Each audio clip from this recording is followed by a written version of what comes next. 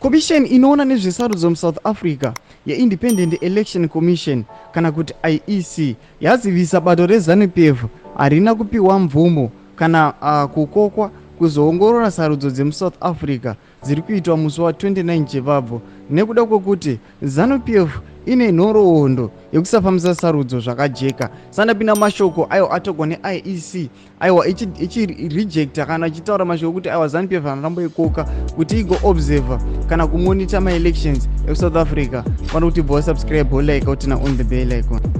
Izvi zvinotevera kukandirana makobvu nematete pakati pebato riri kutonga munyika iyi reANC nemapato anopikisa munyika iyi pakukokwa kweZANU PF akuzobatsira kutsvaka rutsigiro.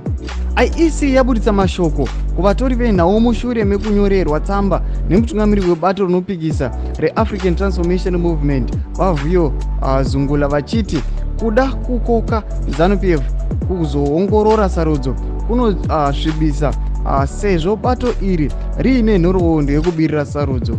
Saka ndopa tiri kuona kuti aiwa ZANU PF inorejectiwa zvinzi aiwa Ramaphosa kukoka kwanga akaita ZANU PF kuti igomonita kana kuobserva ma-elections zviri pamutemo. Taona kuti Electoral Commission aiwa yeSouth Africa taona kuti inotogona basa nokuti yakabva yatomisa zvikanzi aiwa hazvisi pamutemo uye ZANU PF inozikamwa kuti aiwa inosvibisa ma-elections. Aiwa ndopa tiri kuona kuti vanhu vakaita vachiti aiwa iyi ndo inonzi Electoral Board yasiyana nanaZEC. Saka chipotudzai mafunguro enyu noti kudii pamusoro penhau iyi. Aiwa pena comment section medu musangano subscribe like turn on the bell icon.